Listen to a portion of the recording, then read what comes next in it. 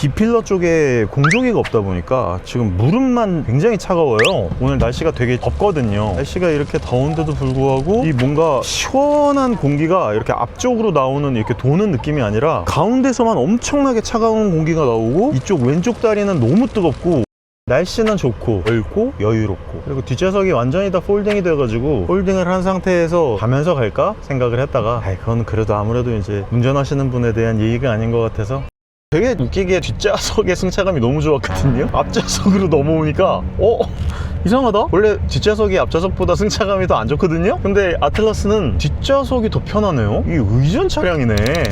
네, 안녕하십니까, 울트라비니군입니다. 지금 이 차량은요, 아틀라스라고 하는 차량이고 폭스바겐에서 나오는 팰리세이드급 정도의 엄청난 크기의 차량인데 파워가 280마력 정도밖에 안 되는 그런 녀석인데 이 정도 크기라서 좀 궁금하긴 합니다. 일단 먼저 제가 오늘은 뒷좌석에 먼저 타가지고 한번 뒷좌석에 대한 말씀을 한번 드려보도록 할 거고요. 승차감에 대해서도 말씀을 드릴 건데 뒷좌석은 잘 거의 안 타잖아요. 그래가지고 살짝 그냥 맛만 보고 1열에 먼저 찻도박이님이 먼저 타보시고 뒤에서 이렇게 저는 의전으로 한번 다녀보고요. 그리고 나중에 돌아올 때 차량 리뷰 말씀드리도록 하겠습니다. 아직 출발 전이라서 대기를 하고 있는데 일단 엄청나게 넓습니다. 진짜 공간감이 어마무지하고요. 차량의 특징 중에 하나가 완벽하게 폴딩이 된다는 거예요. 그러니까 완벽한 평탄화, 울트라 차바킹의 가장 큰 적. 지금 여기가 이제 서초동 리버라는 곳이고요. 공교롭게 저희 아들 둘째 돌잔치 했던 곳에서 출발을 하는데 날씨는 좋고 넓고 여유롭고, 그리고 뒷좌석이 완전히 다 폴딩이 돼가지고 폴딩을 한 상태에서 가면서 갈까 생각을 했다가 그건 그래도 아무래도 이제 운전하시는 분에 대한 예의가 아닌 것 같아서 일단 앉아서 자도록 하겠습니다. 그러면 저는 다시 돌아올 때 한번 말씀드릴 거고요. 가면서 승차감이 어떤지에 대해서 한번 말씀드릴게요. 뒷좌석에서 계속 타고 이렇게 그냥 편안하게 가보고 있는데 확실히 휠베이스 발이 있네요. 휠베이스가 워낙 길고 차체가 워낙 기니까 5100mm 정도 되거든요. 그러다 보니까 방지턱을 넘어도 꽤나 단단함에도 불구하고 여유롭고 편안하게 뒷좌석 탑승할 수 있다라고 하는 장점이 있고요. 제가 봤을 때 단점은 딱 두 가지입니다. 지금 현재 이 정도 크기의 차량인데도 불구하고 B필러 쪽에 공조기가 없다 보니까 지금 무릎만 굉장히 차가워요. 오늘 날씨가 되게 덥거든요. 날씨가 이렇게 더운데도 불구하고 이 뭔가 시원한 공기가 이렇게 앞쪽으로 나오는 이렇게 도는 느낌이 아니라 가운데서만 엄청나게 차가운 공기가 나오고 이쪽 왼쪽 다리는 너무 뜨겁고, 제가 이쪽 위에 이거 올릴 수 있거든요. 이렇게 올릴 수는 있는데 이걸 올려봐야 뭐 그렇게 그래도 이거 올리는 거랑 안 올리는 거랑 차이 많이 나는구나. 이렇게 올릴 수 있습니다. 승차감 자체는 상당히 괜찮고 탈만해요. 공간감 넓고, 그리고 딱 이렇게 이런 거 좋고요. 뒤쪽에서 터치식으로 이렇게 눌러가지고 켜지고 꺼지는 거 이런 것도 괜찮고요. 이렇게 잡아가지고 움직이는 것도 괜찮고, 가운데 암레스트 있고 뒤쪽에 USB-C 포트 2개 있습니다. 통풍 시트가 없다라고 하는 게 일단 저한테는 굉장히 큰 아쉬운 점이기는 하지만 저는 보통 이제 운전자 역할을 맡고 있기 때문에 큰 문제는 없을 것 같습니다. 뒷좌석 사람들은 뒷좌석 내 알 바, 아들들은 알아서 시원하게. 그러면 저는요, 뒷좌석은 어느 정도 파악이 됐고 승차감도 나쁘지 않다라는 거를 알고는 있겠는데 나중에 한번 빠르게 달릴 때 세게 달리고 롤이 좀 있는지 차량의 거동성적인 부분에서의 느낌이 어떤지에 대해서 말씀을 드릴 때 다시 한번 뒤로 넘어오고 앞으로 넘어가서 찻도박이님이랑 얘기 좀 나눠보도록 하겠습니다. 차량 자체는 굉장히 커서 마음에 드네요. 여기 모르면 최대 128만원 손해. 아정당은 지원금 설치 당일 즉시 입금, 약정 끝날 때마다 받을 수 있어요. 법이 정해둔 지원금 당연히 챙기셔야죠. 카드까지 최대 혜택 받고 800종 이상 한 번에 비교돼요. 전국 가입자 수 1위 아정당, 가장 많은 가입 수당으로 최대 현금, 다른 곳보다 혜택이 좋다면 차액의 120% 보상, 24시간 무료 상담, 초고속 설치까지, 불만족 시 전액 환불하는 보장이서도 있어요. 인터넷 정수기, 휴대폰, 이사 청소, 카드까지 다 정당하게 받자. 아정당. 자, 앞좌석으로 넘어왔습니다. 왼쪽은 모두 다 아시다시피 찻도박이님. 안녕하세요. 저랑 i5 M60 트랙 주행을 뒤에서 같이 촬영하고, 오늘은 또 공교롭게 아틀라스 시승할 때 이제 같이 또 이렇게 타고 있는데 되게 웃기게 뒷좌석의 승차감이 너무 좋았거든요. 앞좌석으로 넘어오니까 이상하다? 원래 뒷좌석이 앞좌석보다 승차감이 더 안 좋거든요. 근데 아틀라스는 뒷좌석이 더 편하네요. 이게 의전 차량이네.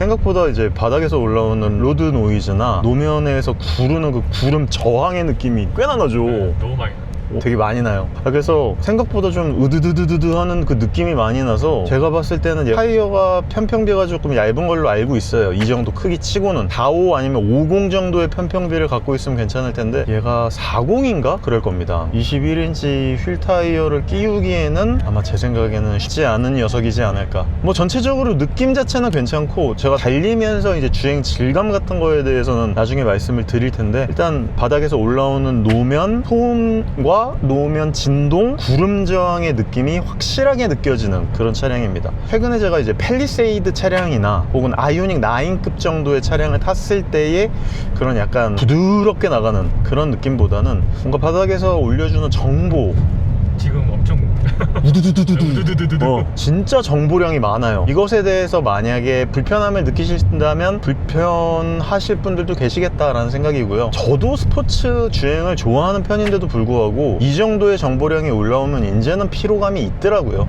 그래서 제가 나중에 차량을 타고 돌아올 때 한번 말씀을 드리도록 하겠습니다. 오늘은 아마 동승을 하고 먼저 이 부분에 대해서 말씀을 드리고 그 다음에 나중에 뭐 에이다스, 폭스바겐에서는 트래블 어시스트라고 하는 에이다스 시스템과 더불어 가지고 인포테인먼트 시스템, 주행 질감, 엑셀러레이팅 반응, 스티어링 휠의 반응성 이런 부분들에 대해서 나중에 말씀을 드리도록 하겠습니다. 뭐 앞쪽은 나쁘지 않네요. 나쁘지는 않은데 좋지 않아요. 아 이렇게 얘기하면 또 그런데 아마 무조건 좋다고 말씀드리기는 좀 어렵습니다. 왜냐하면 요즘 우리나라 차량들이 워낙 잘 만들기 때문에 이 디지털 클러스터에 관련된 부분도 사실 어떻게 보면은 너무 조그마다라는 느낌이거든요. 한 7.5인치? 8인치 정도밖에 안 돼 보이고 여기에 있는 녀석도 한 11.5인치 정도 되는 것 같은데 느낌상 12인치 정도 되는 것 같은데 얘도 보면은 최근 나온 그 녀석과 크기는 똑같아서 확실히 투아렉이랑은 급 차이가 나눠진다는 것을 알 수 있습니다. 그러니까 이 정도 금액으로 나왔겠죠.